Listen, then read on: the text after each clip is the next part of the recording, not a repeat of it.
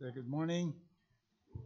Alam niyo sa lahat ng mga sessions, yung last sessions ang kinatatakutan ng mga preachers. Unang-una dahil busog na, I hope na busog talaga tayo sa mensahe at uwing-uwi na. At katatapos lamang sa masayang pagpupuyat kagabi, kaya mayroong danger na makatulog. But napunta sa akin ito, wala tayong magagawa. Dapat kay Pastor kay Pastor Joey dapat napunta siya ang talagang naka-assign doon sa last session, pero sabi niya hindi, kailangan sa unahan ako para relax daw siya ngayon na nakaupo diyan sa likuran. Ang ating last message is about depression. Last time we talked about anxiety. And we said that it is a natural emotional response to perceived threats or stress.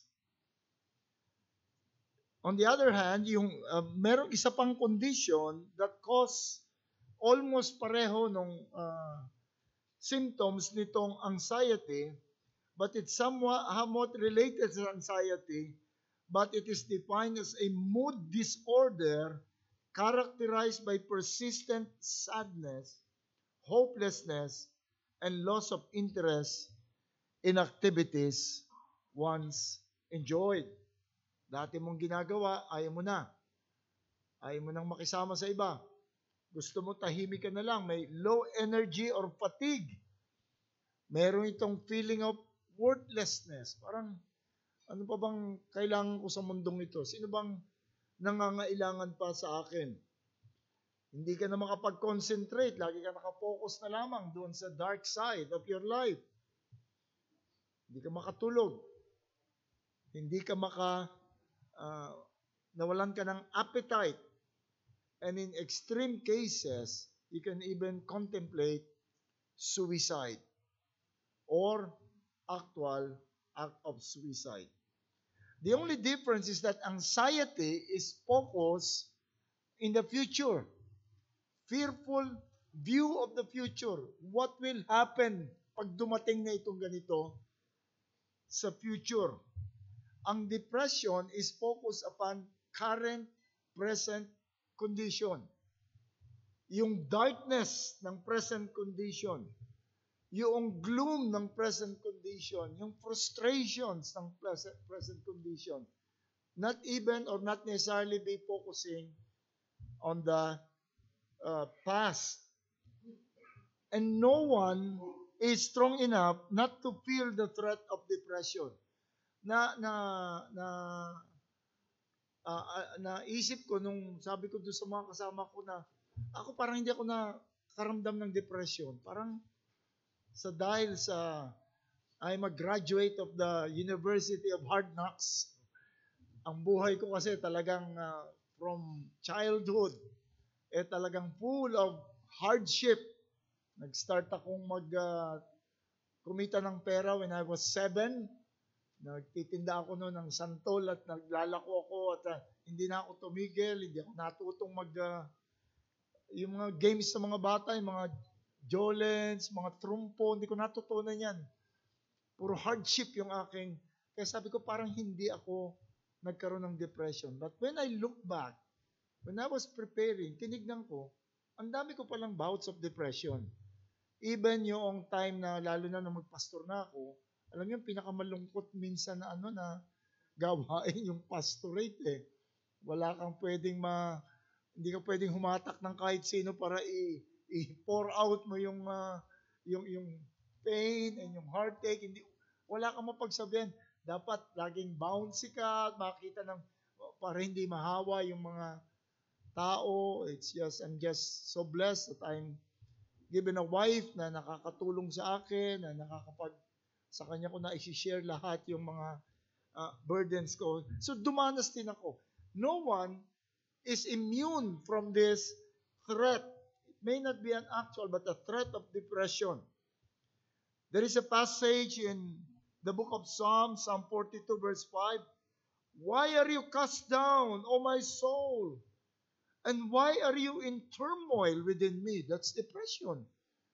cast down, in turmoil. Sipin mo, siguro isang weak na tao ang pinanggalingan yan. But no, this is not from a weak man, but from David, a strong warrior. The man after God's own heart. He cried out in anguish. Scripture does not ignore emotional suffering. It meets it with truth, grace, and hope. At ngayon po titignan natin ang isang case ng depression. I'm sure you're all familiar with this. It could be na ito rin yung nasa isip ninyo nung makita yung depression. Sino kayang karakter? Sa palagay niyo, sino? Mahulaan nyo? Nais kong gamitin? It's Elijah, the suicidal prophet. Let us open our scriptures to, nagsimula talaga yung story niya from chapter 17, but let us read the conclusion kung saan niya binuhos yung kanyang depression at yung treatment ng Panginoon sa kanya.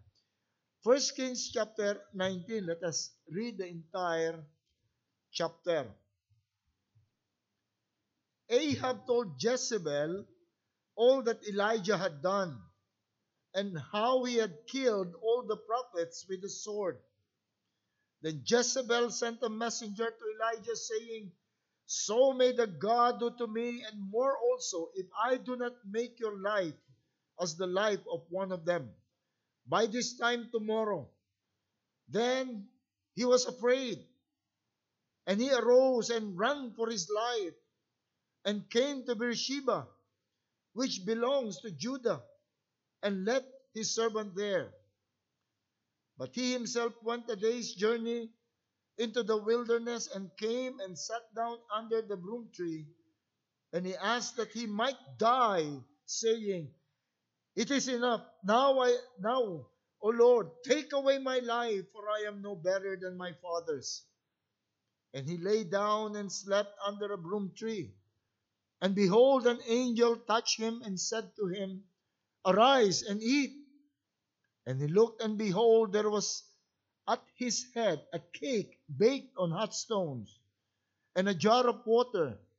And he ate and drank, lay down again. And the angel of the Lord came again a second time and touched him, and arise and eat, for the journey is too far great for you. And he arose and ate and drank, and went in the strength of the food 40 days and 40 nights to Horeb, the mount of God. Then he came to a cave and lodged in it. And behold, the word of the Lord came to him and said to him, What are you doing here, Elijah? He said, I have been very jealous for the Lord, the God of hosts. For the people of Israel have forsaken your covenant, thrown down your altar, killed your prophets with the sword, and I, even I, only am left. They seek my life to take it away. And he said, Go out and stand on the mount before the Lord. And behold, the Lord passed by, the great and strong wind tore the mountain in broken pieces. The rocks before the Lord, but the Lord was not in the wind. And after the wind, an earthquake, but the Lord was not in the earthquake. And after the earthquake, the fire, but the Lord was not in the fire. And after the fire, the sound of a low whisper. And when Elijah heard it, he wrapped his face in his cloak, and went out and stood at the entrance of the cave. And behold, there came a voice to him and said, What are you doing here, Elijah? He said, I have been very jealous for the Lord, the God of hosts. For the people of Israel have forsaken your covenant, thrown down your altar, killed your prophets with a sword. And I, even I, only am left, and they seek my life to take it away. And the Lord said to him, Go, return to your way to the wilderness of Damascus. When you arrive, you shall anoint Hazael to be king over Syria.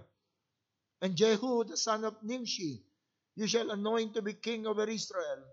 And Elisha, the son of Shaphat, of Abnel Meholah, you shall anoint to be prophet in your place. And the one who escapes from the sword of Hazael shall Jehu put to death. And the one who escapes from the sword of Jehu shall Elisha put to death. Yet I will leave 7,000 in Israel, all the knees that have not bowed to Baal, and every mouth shall not kiss, that has not kissed him. So he departed from there, and Elisha, the son of Shaphat, who was plowing with 12 yoke of oxen in front of him, and he was with the 12th. Elijah passed by him and cast his cloak upon him, and he left the oxen and ran after Elijah and said, "Let me kiss my father and my mother, then I will follow you." And he said to him, "Go back again, for what have I done to you?" And he returned from following him, took the yoke of oxen, sacrificed them, boiled their flesh with the yoke of the oxen, and gave it to the people, and they ate. Then he arose and went after Elijah and assisted him. Let us again seek the face of the Lord to help us in the study of this. Salamat po, Panginoon, sa patuloy naming kalayaan na makinig ng iyong salita. Lord, alam mo po ang kalagayan ngayon ng bawat isa, mga pagod, puyat. We pray, Lord, that you would overwhelm them with a sense of your nearness, of your presence, with the sound of your voice through the Scripture. And give them, Lord, all the things that they need to benefit from the study of your word. May you also bless your servant. Ilagay mo po ako sa iyong mga kamay, O Diyos, at sana'y gamitin mo po ako instrumento para sa katotohanan. Sa pangalan ni Jesus. Amen.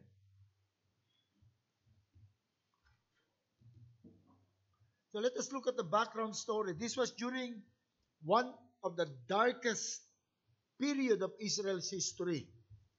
During the reign of Ahab. Siguro familiar tayo kung sino si Ahab, the seventh king of Israel.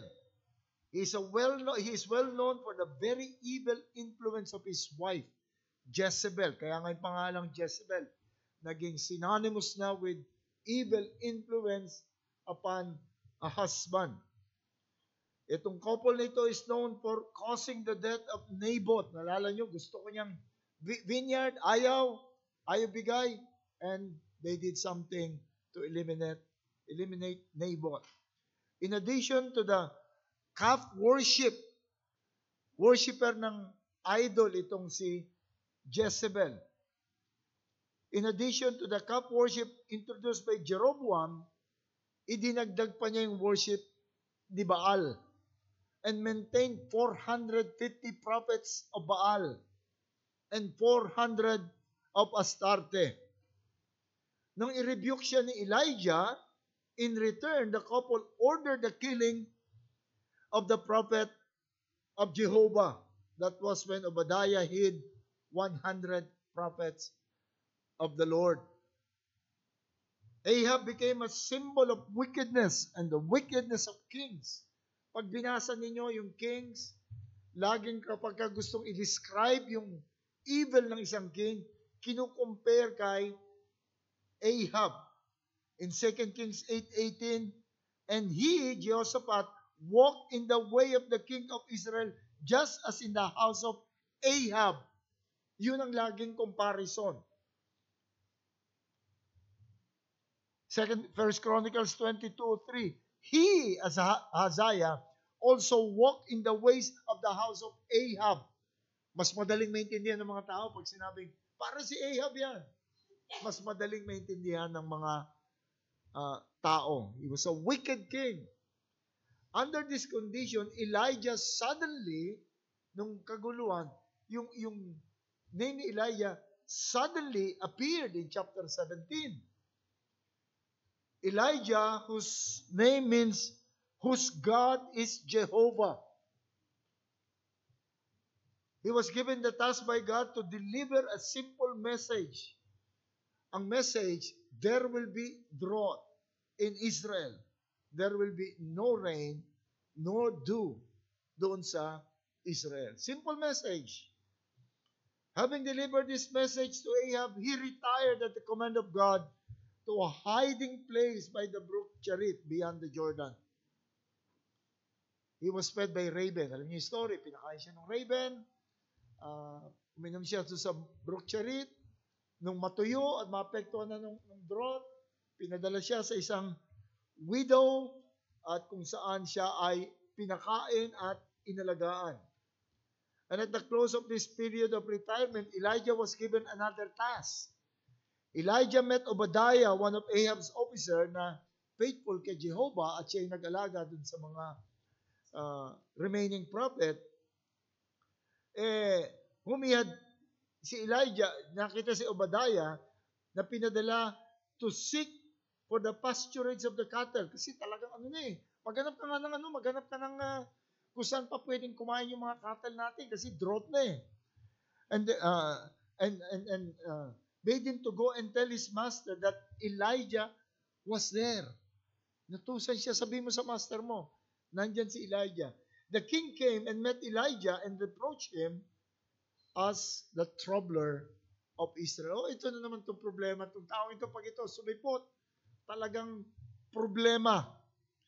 It was there that Elijah made the challenge. Challenge siya. Kunin mo yung 450 prophets of Baal at yung 400 prophets na alaga nitong si Jezebel. Pumunta kami sa isang lugar at mag-o-offer kami. Ako lang yung prophet ni Jehovah. It was a showdown between Elijah and the prophet of Baal. It was done on Mount Carmel. Before the showdown, Elijah confronted the people with the word. How long? Nakita niyo yung mga tao, parang nag-aabang pa rin, parang boxing. Sino kaya mananalo sa dalawa? At sinabi yung famous line ni Elijah, how long will you falter between two opinions? If the Lord is God, follow Him. And if Baal is God, follow Him. In other words, you cannot be between two opinions. Hindi ka pwedeng mag-maintain ng iyong loyalty sa dalawa. Then the showdown began. Siguro make the story short, nakita natin yung nangyari. Si prophet of Baal, sige, maglagay kayo ng offering nyo dyan, pero huwag nyo susunugin, walang fire, tawagan nyo lang si Baal, sunugin yung inyong, nagsayaw sila, they done 850 of them, they dance around the offering, calling ang Baal, shouting, wala nangyari, tinotont na sila ni Elijah. Lakasan nyo, baka natutulog, o kaya baka nasa CR, yung God ninyo. Kinakat na nila yung kanilang, wala pa rin nangyari. Pagdating kay Elijah, sabi niya, ako naman sabi niya eh. Sabi ni Elijah, buhusan nyo, partida, buhusan nyo ng tubig. Binuhusan ng tubig. Isa pa, hanggang sa bumahana, hanggang dun sa mga, and then Elijah prayed, na for the sake of the people, for God to send fire. And the Lord did. Nagpadala ng, many times in the scripture when it said fire from heaven, it could mean lightning. God strike the offering with lightning. And it was consumed by fire. Pati lahat ng panggatong at lahat ng ibinuhos na tubig na tuyo. A clear indication. No trick. No sleight of hand. That the Lord really is God. And Elijah, after this, sealed the victory of Jehovah. The prophets of Baal were then put to death by the order of Elijah. Not one of them escaped. Then immediately followed rain according to the word of Elijah. And the answer to his prayer according to James 5:18, that when he prayed, it rained. And this looked like the pinnacle of Elijah's ministerial career. Kung isipin natin, siguradong tuwang-tuwa yan, magre-rejoice yan, magtatagumpay yan. But this was met by the rage of Jezebel. And that was what we read. Ngayon din, ngayong araw na to, papatayin natin si Elijah. You would think that Elijah must be immovable by that time. Kung sino pang, may reason pa ba si Elijah para matakot? Ito 840 yan eh. Isang Jezebel. If I was able to call lightning from heaven, probably I can also call lightning from God to strike those who would attempt to kill me.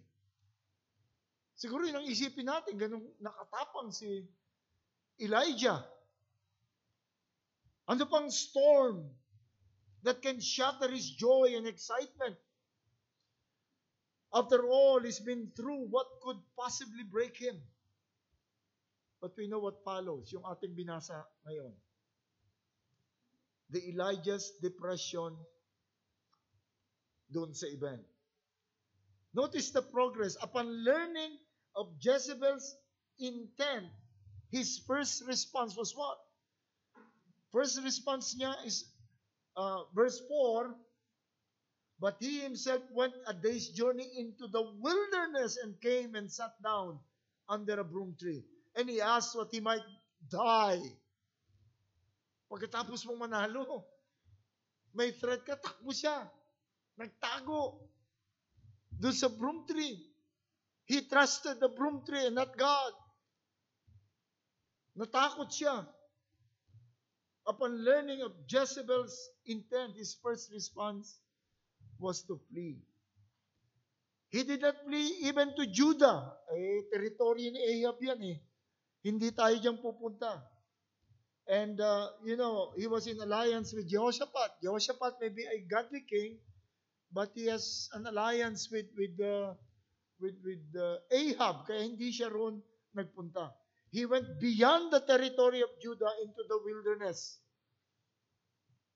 Makita niyo yung irony? Because the land of Israel was where God dwells, but this prophet who just experienced victory, mas gusto niya sa wilderness, under the broom tree, rather than trusting the God na nagpakita na sa kanya. He felt safer under the protection of the tree in the wilderness. Was this really Elijah? Baka nasingitan tayo. Baka hindi si Elijah to. It sounds like the writer of 1 Kings followed the wrong man. Naalala ko kasi ito na may nangyari sa amin, magpipreach ako sa isang lugar, hindi ko alam, sabi ng pastor, I'll meet you doon sa isang point. Dahil mahirap na yung direksyon niya. Tapos nagpunta kami doon sa isang point, nakita ko siya, umaway siya. Tapos mabante siya, sinundan ko ngayon. Nakita ko bundok na yun. Sabi ko, teka muna, yun ba talaga yun? Yun ba talaga yung guide natin? Ewan ko, umaway eh. Baka naman nagkamali itong si writer ng king, iba yung nasundan niya. Hindi si Elijah. But no, it was Elijah. And requested himself to be killed. Gusto ko nang mamatay. The prophet's depression here reached its lowest point, to which death is to say that there is no more hope. No good things can ever happen to me anymore. Ito yung extreme. Pero certain degrees, hindi naman tayo maabot sa death. Pero ang tingin natin useless na tayo. Wala na tayong silbi. That in the Bible is regarded as the curse brought about by sin. And to live long is to be regarded as yung blessing from God. So to wish death is like saying the curse of sin is more desirable for me than to live a life with God. He despised all the great works of God that was done to him and to his time. I am no better, sabi niya. I am no better. I am better than my fathers. I am a mere weak man, no stronger, no better than they who have gone before me, no more able to revolutionize the world than they. Wala talaga akong silbi. Tingnan yung depression.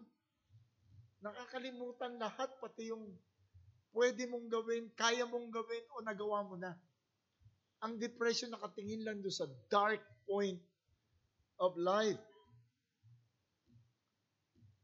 He despised all the great works of God. It's a language of self-pity.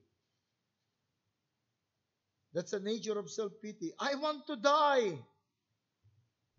I want to die, pero nagpahinga pa rin siya sa ilalim ng juniper tree. Gusto mamatay, dito malung ka na rusan. Okay, i-expose mo na yung sarili mo doon sa heat.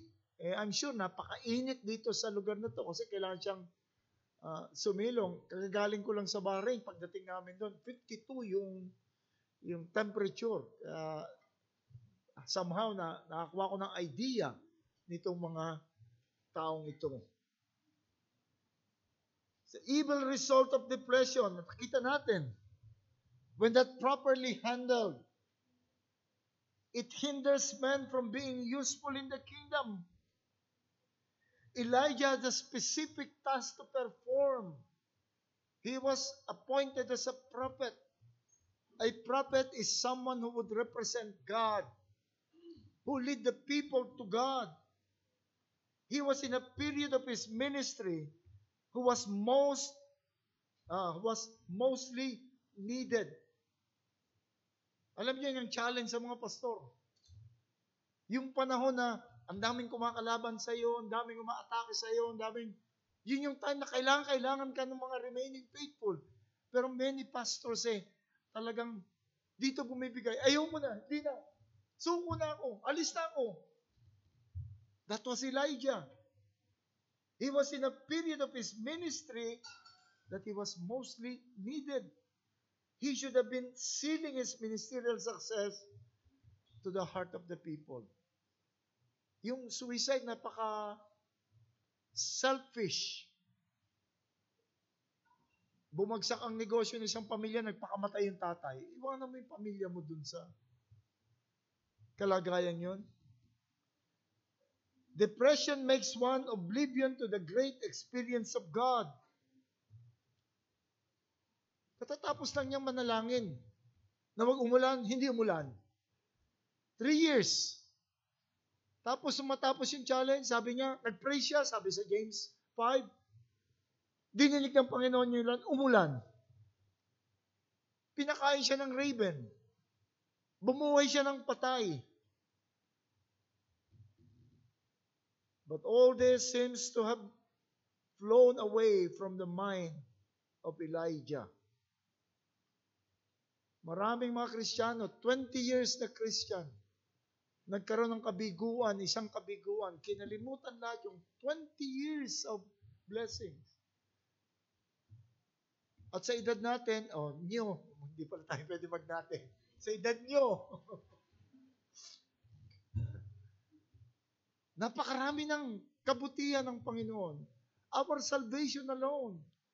That the Lord took us from the darkest, yung dark point of life, introduced us to the gospel, changed our hearts, gave us the Spirit, and we believe, and we were excited when we found out that I've been forgiven, and I've been adopted in the family of God. All these good things. But sometimes yung maliit lang, nakipag-break yung boyfriend ko, natanggal ako sa trabaho, may kumalaban sa akin, wala na. We were rejoicing nung nag-start kami ng camp na ito. We were rejoicing. Marami nag-express ng support. Nakakalayo yung mga probinsya. We were rejoicing.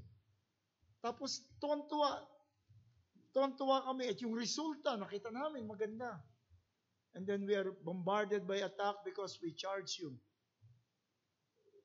We are charged with commercializing the gospel kasi sinisingil namin kayo. Hindi naman namin kayo siningil sa preaching, sinisingil namin kayo. So, tinira natin at yung kinain. Yun naman yung preaching libre naman yun eh. If you want more, you can come to our church. Ay, wag pala.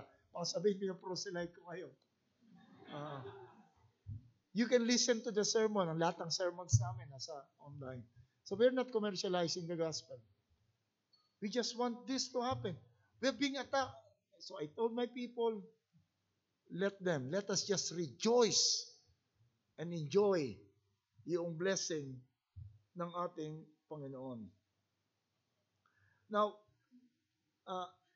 kapag ka kasi, pag depressed ka, no blessing will make sense. Walang blessing that will make sense. Pag yung talagang down ka na, uy, na-convert yung kaibigan mo. Okay, wala nang sense yun. Bakit pupunta ka sa church, ang sasaya nila, di ba, sa church, I'm sure ganun din sa inyo na pagkagaling sa service, magpapaalaman, ang tagal mag-umalis ng, ang gagawin ng diko namin, papatay na ilaw kasi 1,000 plus per hour pagka kami tumagal pa. Lalabas to sa bukana. Doon pa rin, ayaw pa rin maghiwa-hiwalay. Pagkatapos, pagka nakitang, teka muna, yung janitor, nakatayo na, hinihintay tayong lumabas, pupunta rin sa parking, ayaw pa rin magsialis. At pagkatapos, meron kaming paboritong restaurant doon, yung Go to Caves. Pag may sumigaw, Go to Caves! Puntahan lahat doon. Tapos pag nagpaalaman, nakala mo, ang tagal hindi nakita, uy! Napadaan yung nag-umalis ng kotse. Pero pag depressed ka, walang sense na. Hindi mo lahat makikita yon. Hindi mo makikita yung mga smile. Nandun ko lang sa sulo. That's depression.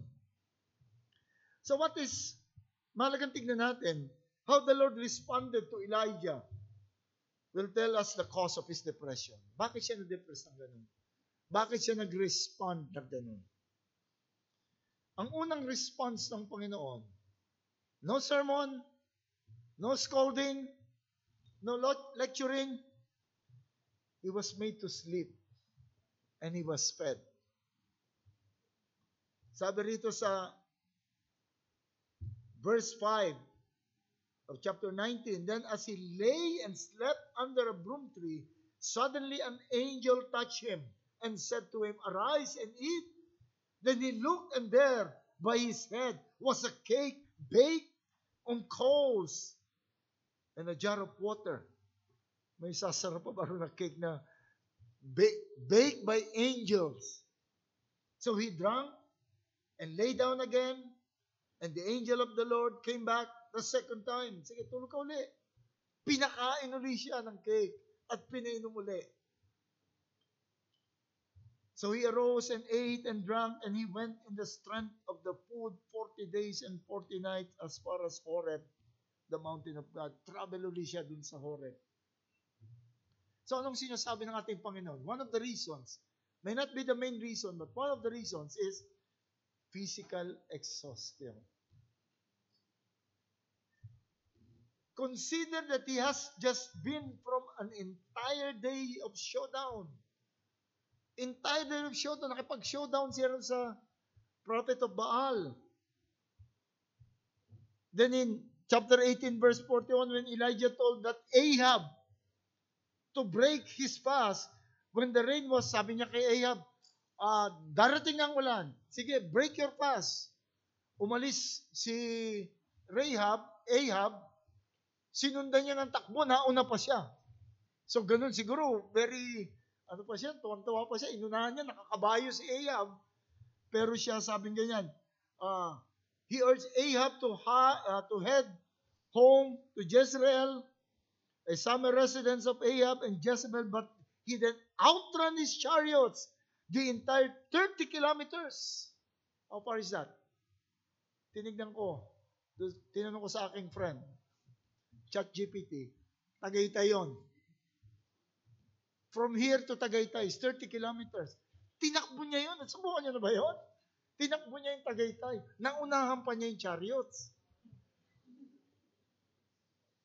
When Jezebel sent a message to Elijah that he had 24 hours to live, dahil sa paghiganti as vengeance for what he had done to the prophet of Baal, we read in chapter 19, 3-4 that Elijah ran for his life to Beersheba.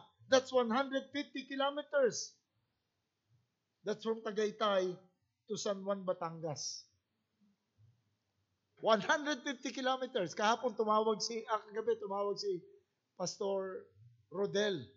Galing siya sa Batangas City, hindi na raw siya makakapunta ngayon kasi 4 hours siyang nag-drive in heavy traffic. Pagod na pagod siya. Si Elijah tumakbo lang. I'm not comparing it to Pastor Rodel. Iba naman yung... Gusto ko lang makita natin kung gaano ka-tiring yung naging life nitong si Elijah. He left his servant and ran another 16 kilometers into the wilderness. That will be from Batangas City to San Pablo. He was running for 40 days and 40 nights for a distance of 240 kilometers. Hindi ba siya mapapagod? And aside from the exhaustion, there could be other... Pagod siya. Sometimes napapagkamalan nating depression, talagang pagod lang talaga tayo. Lalo na yung mga nagtatrabaho sa BPO, yung mga panggabi na naku, wala na naman sa mood magpupunta sa church, puyat. Pero pagod lang talaga. Bibiruin pa ng medyo hindi magandang biro. Uy, yung taba mo ngayon, yung biro lagi na. Pero pagod siya. Pero hindi lamang yun. Hindi lang yung pagod. Marami din mga physical cause na balita sa atin ni Pastor Joey na nung araw, doon siya pag nadidepress siya, nalaman niya na yung blood sugar pala niya nagkukos ng depression.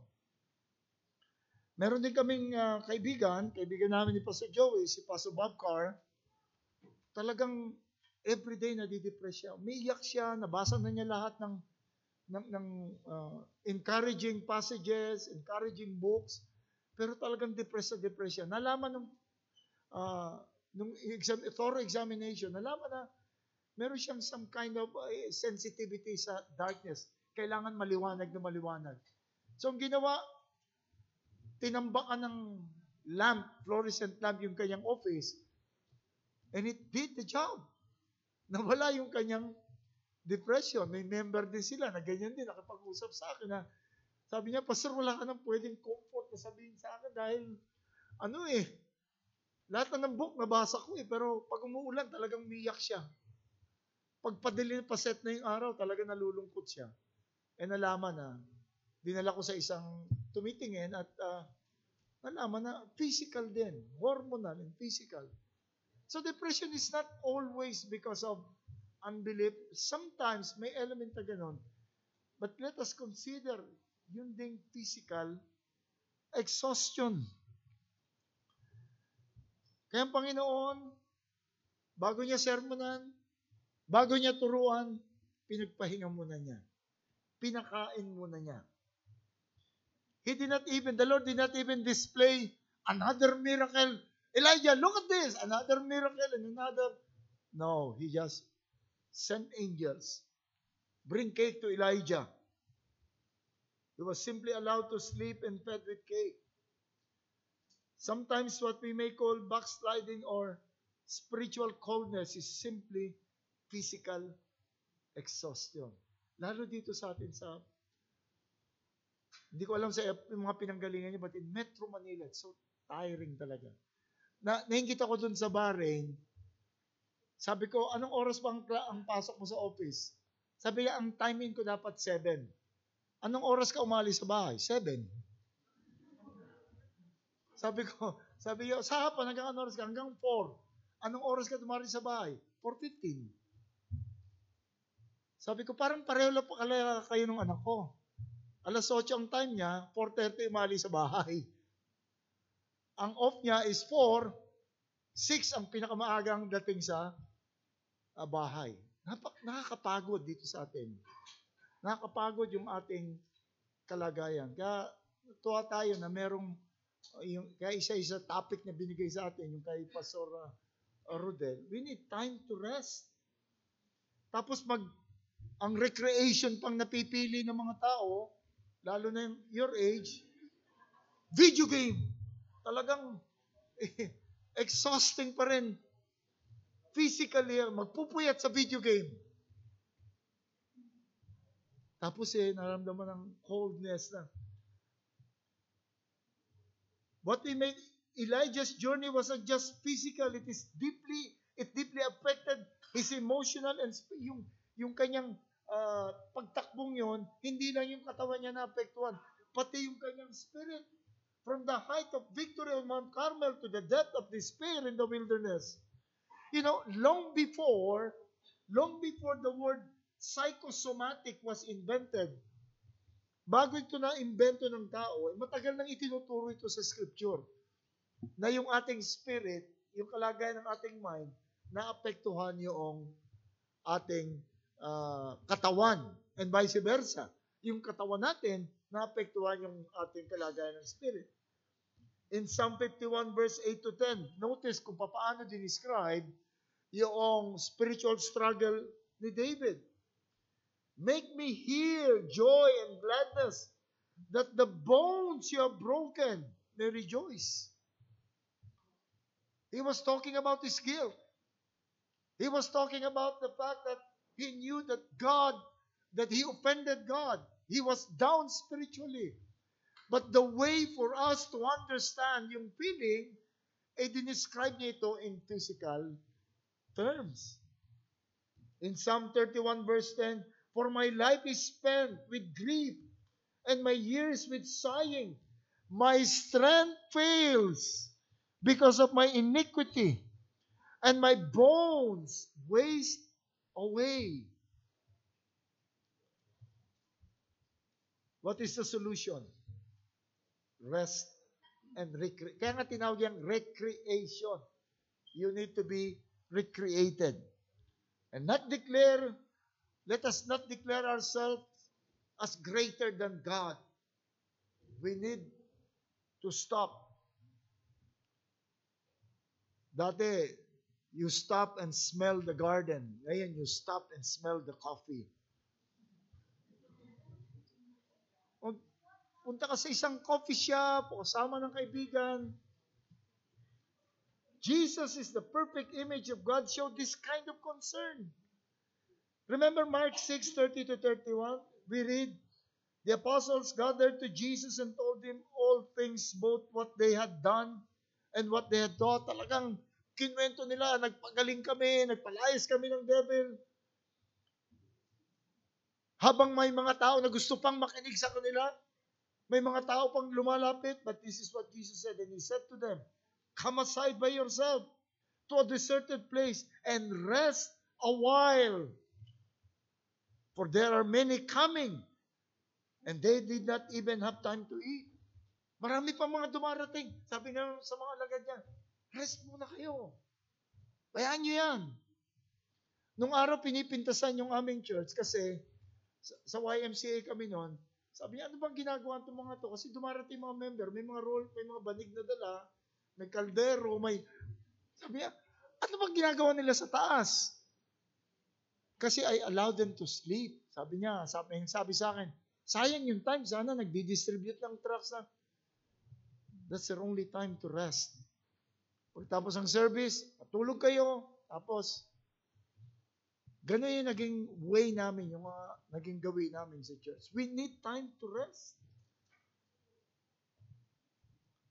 We live in a time where workaholism is regarded as a virtue.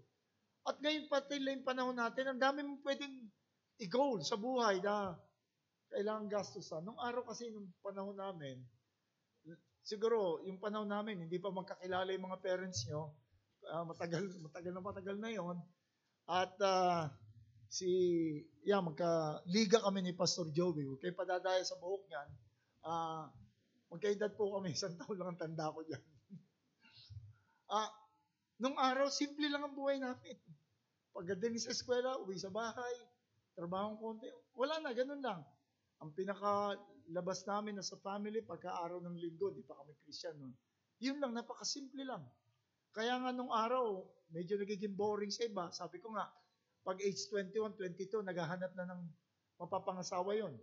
Pag nag-22 ka, wala ka pang makita. Talagang madidepress na yun, magpapanik na yon na tatanda na siyang dalaga. Ngayon, kita mo 35 na, wala, di pa ako ready, di pa. Napakarami nating pwedeng goal. Napakarami nating pwedeng abutin. Yung cellphone, sabi, itong cellphone, inimbento ito to make life easier. Pero yung cellphone mo, palit ka ng palit. Hulog ka ng hulog. Utang ka ng utang. Magtatrabaho ka ng mas marami. Kami simple lang nung pag magkikita sa mall. Kita tayo sa mall. Sa tapat ng Jollibee. Anak na wala pa palang Jollibee nun. Sa tapat nitong ganito. Kailangan oras na yun nandun ka. Ngayon, tingnan text lang. We need to rest. Huwag nating baliwalayin ito. It affects our spiritual condition. Nabanggit ni Pastor Joey yung tungkol dun sa bubog sa trabaho tapos pupunta sa church, antok na antok. Dapat i-consider mo yun. Pupunta ka sa church, makikinig ka sa salita ng ating Panginoon. Alam niyo sa church namin, meron akong kampanang maliit doon dati. Hindi pala malaki. Pag marami natutulog, ginagano ko talaga yun. Kasi nung una, gumaganon na ako. Minsan, iniisa-isa ko yung mga clean and unclean animal. Iniisa ko yung clean animal, and dami natutulog, gumanon ako. Biglang may tumayo, ay baboy! Sabi ko, ang baboy unclean, hindi yun clean.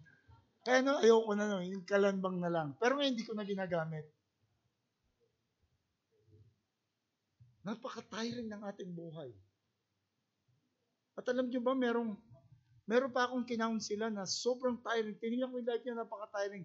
Habang nagpapaliwanag siya sa akin, nakatulog. Sabi ko sa kanya, alam mo, ang tagal ko na nagka-counsel. Madalas pag ako nagsasalita, nakakatulog yung kausap ko. Pero ngayon lang ako nakakita, ikaw nagsasalita, ikaw nakakatulog.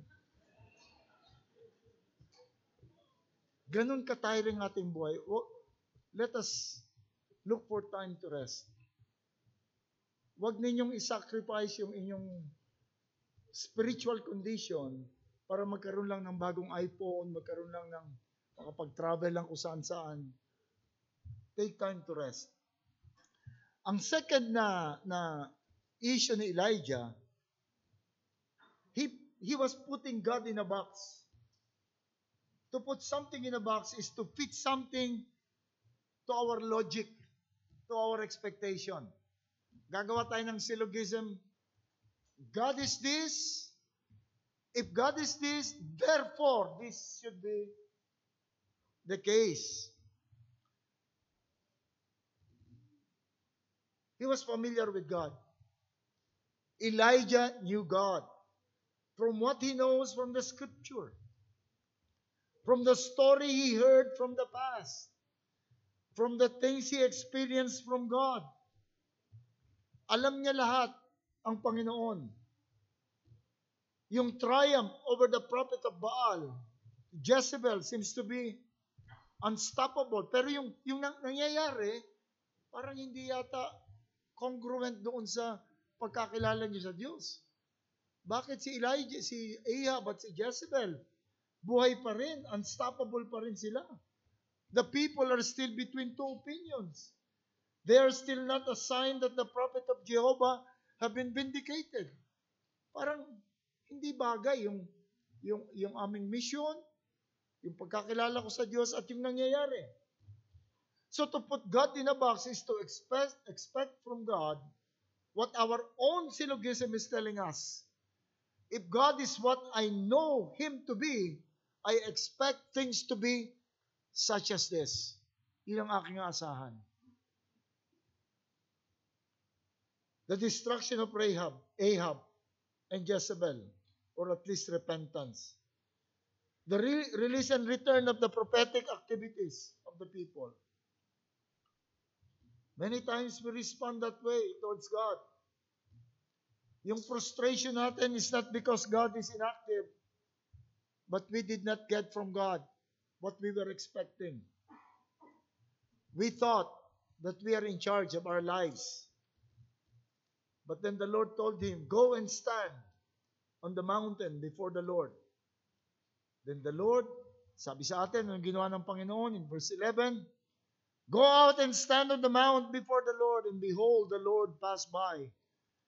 A great strong wind tore the mountain and broke in pieces the rock before the Lord. But the Lord was not in the wind. And after the wind, an earthquake, but the Lord was not in the earthquake. And after the earthquake, a fire, but the Lord was not in the fire. Bakit ipinakita ng Panginoon ang mga bagay nito? Kasi alam ni Elijah, yung wind, ito yung force ng Panginoon. Hindi mo nakita ang Panginoon, pero yung wind, alam mo na dariyan ng Panginoon. At ginamit na niyang madalas yung fire and lightning to express His wrath, yung kanyang indignation, punishing people. Yung earthquake, same thing. But then the Lord was not in those things. The fire, instead the Lord, ang sabi rito sa atin, pagkatapos gawin yon, hirap, and the fire, and I'm sorry, verse 13, and when Elijah, let's begin verse 12. Ang lead kasi nung number nung aking ano. And he said, go out the mountain before the Lord, and behold, the Lord passed by, a strong wind, an earthquake, but the Lord was not in the wind, and in the earthquake, but the Lord was not also in the earthquake, and after the earthquake, fire, but the Lord was still not in the fire. And when Elijah, and after the fire, the sound of a low whisper. And that was the time when God said, what are you doing here, Elijah? He was not in the fire, but instead, the Lord spoke to him in a low whisper. And what was the Lord telling him? You do not put God in a box. The Lord will not always appear to you through earthquakes and wind, and it could be a low whisper. Silence of the Lord is not inactivity. The Lord is whispering something. The Lord is telling us, if we would just open the hearts, the ears of our hearts in faith, then we would understand that this is what the Lord wants me to do. Ito yung itinuturo sa akin instead of concentrating. Ilang beses na natin na sinasabi sa ating sarili, if only, kung ito lang sanang nangyari, kung ganito lang sanang ginawa ng Panginoon. We may not say it verbally, but in our hearts and in our mind, yun ang gusto natin. Hindi ko nakuha sa Panginoon yun. Kung ito lang sana, kung ganito lang sana. Kung ganito lang sana.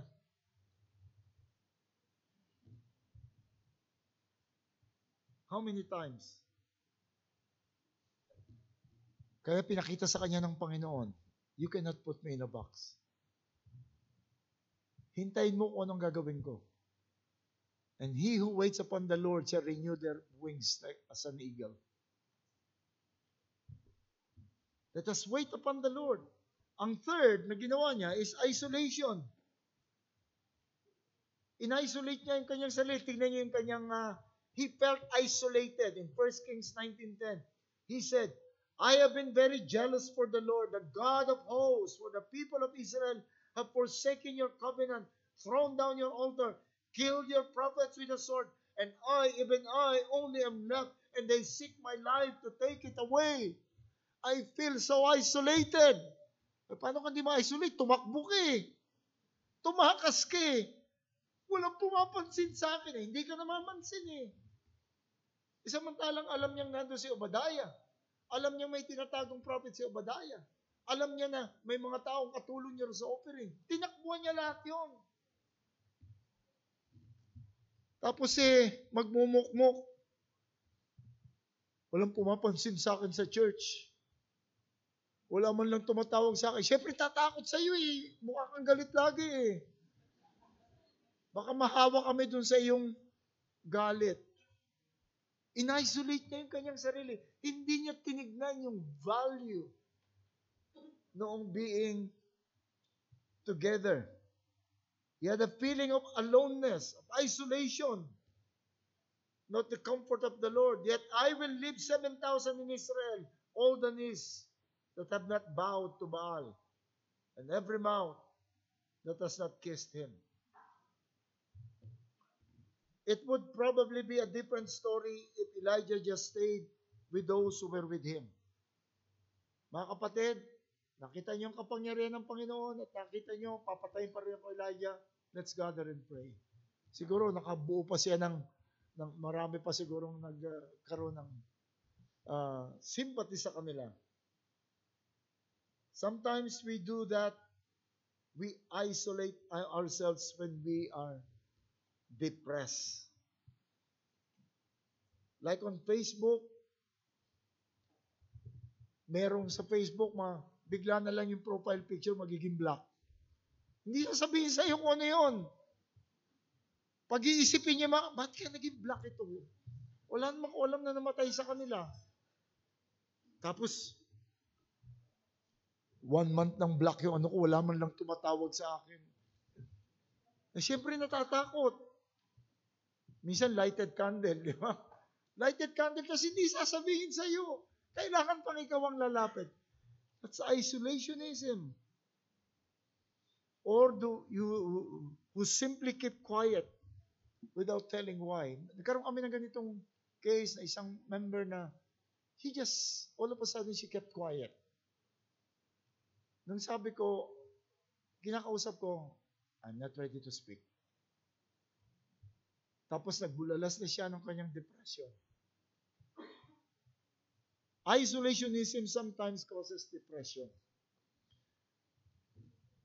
What we need is the company of believers. Ecclesiastes 4:19-12 says, 2 are better than 1 because they have a good reward for their labor. For if they fall, one will lift up his companion, but woe to him who is alone when he falls, for he has no one to help him up. Again, if two lie down together, they will keep warm. But how can one be warm alone? Though one may be overpowered by another, two can withstand him. And the threefold cord is not quickly broken. Kaya kita mo ang Panginoon, pag nagpapadala siya ng missionary, 2 ng 2 lagi. Si Apostle Paul ganun din. 2 ng 2. We need friends. But we just have to be careful. Dapat may biblical concept tayo ng friendship, but we need to broaden our friendship. And that's one purpose of these singles activities. Para magkaroon tayo ng maraming friends. Yung mga anak ko lumaki yan, nung very close pa ang Reformed Baptist, lumaki yan na kahit saang church sila kami magpunta, may mga friends sila na hanggang ngayon na-maintain nila yung friendship na gano'n. Let's do it. Simulan nyo rin sa isang tao, ngayon, challenge ko kayo, yung the most unlikely na magiging kaibigan nyo, lapitan nyo, makipagkaibigan kayo. The most unlikely. Hindi, baka mamaya pag nilapit, ako yung most unlikely, no? Bakit ka lumalapit sa akin? Hindi, ano na lang, kahit sino na lang. Baka ma-depress pa yun eh.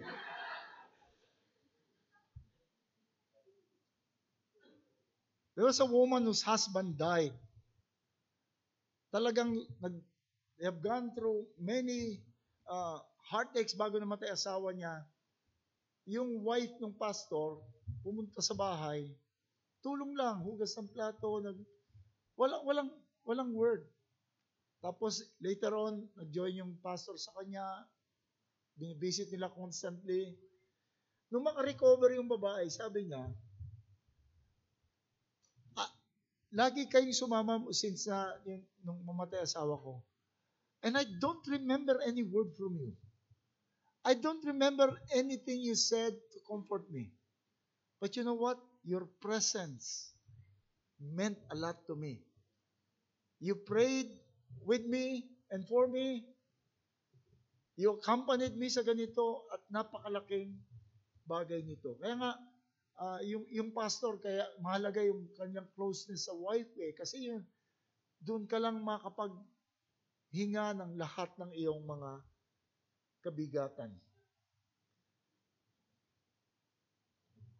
Let's not isolate ourselves. Sabihin, Ano kasi, hindi ako natural na friendly. Hindi ako friendly talaga. Gusto ko mag-isa lang ako eh. You're no longer natural, man. What's natural in us has been nailed on the cross of Christ. Let's go beyond being natural. Let's open ourselves. Alam ko, sa iba, mahirap yon. But let us make effort and prayerfully do that. Fourthly, si Elijah was result-oriented. Tingnan niyo yung grievances niya. Although yung kanyang grievance ay valid. Hindi na kayo ginagalang Panginoon. Tinalikuran na kayo. Ganito at ganyan. Pero yun ang naging batayan niya dahil nung pagsukat niya ro sa kanyang ministry, ay yung naging resulta. Sabi niya, and those who escaped the sword of Israel, I'm sorry. Sinabi niya lahat walang nangyari doon sa kanyang ginawa. Walang bunga. Tingnan niyo ang sagot ng Panginoon sa kanya. Sabi ng Panginoon sa kanya, and the Lord said to him, sige, sabi mo lahat yan. Napakain na kita, napainom na kita. Go, return to your way to the wilderness of Damascus. And when you arrive, you shall anoint Hazael. You shall anoint Jehu. You shall anoint Elisha. Sige, gawin mo na yun. Teka muna. Kasasabi lang ni Elijah na wala akong nagawa, tapos pagkagawa mo sa akin yan. What's the point? What's the point? Ang sinasabi ng ating Panginoon, do not be result-oriented. Be obedient. Obedience-oriented. Hanapin mo kung ano yung pinagagawa ng Panginoon sa'yo. I told you about Mrs. Martin, the wife of Pastor Martin. She was so depressed kasi I can no longer serve the Lord. I'm useless. But sabi niya, no. The Lord wants you to show the world, to show the church how Christians suffer, how Christians face death. Alam niyo sa amin, naging pinakamalaki encouragement namin, yung sister-in-law ko, nag-suffer siya ng cancer of the breast. Namatay siya nung November. November ba? November, nung last November, namatay. Tanungin mo yung mga tao, ang nakita nila sa kanya, hindi namin nakitang na-depress. Hindi namin nakitang pangiti-ngiti lang siya, maga yung kamay, walang buhok, lahat. Pero jumpy pa rin siya, palabiro pa rin pala. So their conclusion, that's how Christian should face death. Hanapin natin kung saan yung pinagagawa ng Panginoon. In our financial difficulties, laging ang pinakamasakit na difficulty sa amin financially pag may lumalapit sa amin hindi namin matulungan. At natetempt na ako tanungin ng Panginoon na, Panginoon, hindi naman ako mukhang kwarta, at least that's what I know. Although, sabi kasi sabi ni Jeremiah, the heart is deceitful above all things, that desperately wicked. Who can know them? Hindi natin alam. Na kung yayaman ako, galante pa rin kaya ako. Ngayon, madali lang magbigay eh. Baka may compare dyan, 50 pesos. Dali lang yun eh. Pero kung mayaman ka na, tinatanong ko yun. But then we realize, the Lord wants us to, not to be generous, but to show them how we handle ourselves in poverty. Always be obedience-oriented. Always asking God. Nawala yung boyfriend ko. Lord, anong gagawin ko? Papakita ko sa kanila how to handle frustrations.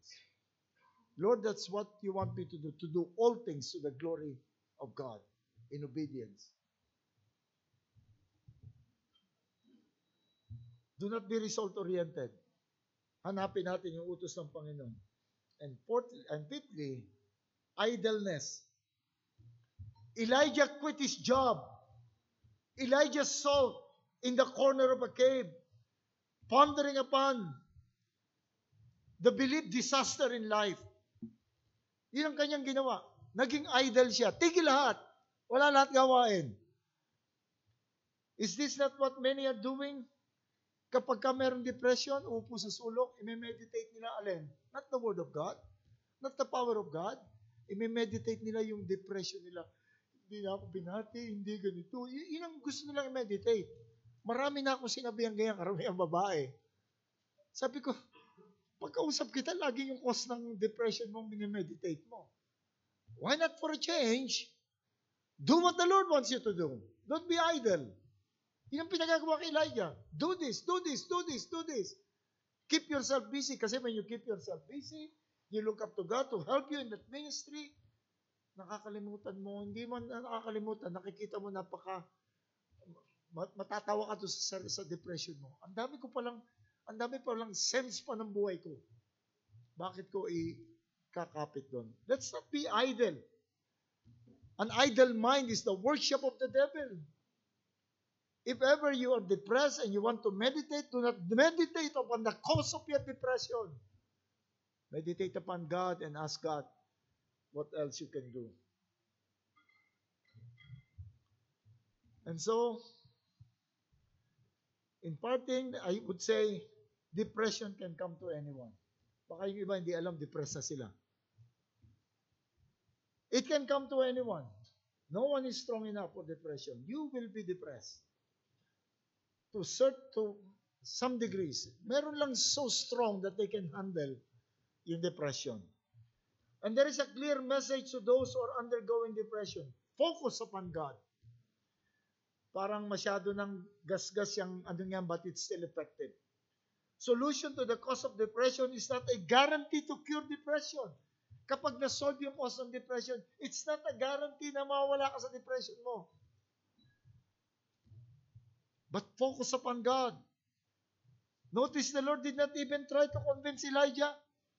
Hindi sinabi ng Panginoon kay Elijah, napaka-unreasonable naman yung ginagawa mo. Hindi naman tama yan. At hindi niya pinaliwanag na wala kang cause for depression. He simply said, look at me and obey me. I'll send you there. I'll send you there. Ganyan din yung ginawa kay di ba? Kay Job. Sa Job, ang daming tanong ni Job. Meron ba pinaliwanag ang Panginoon kay Job kung bakit nangyari? Wala. Anong ginawa ng Panginoon? Hindi ka Job. Tignan mo yung Leviathan. Paano ba na-create yan? Tignan mo ito mga ito.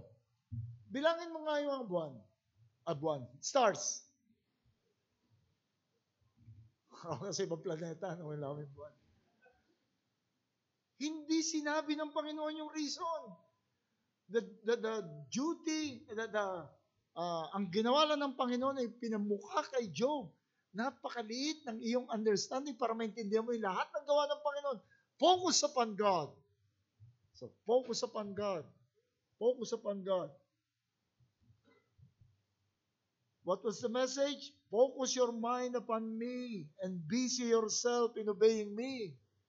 At wala kang time para sa iyong depression.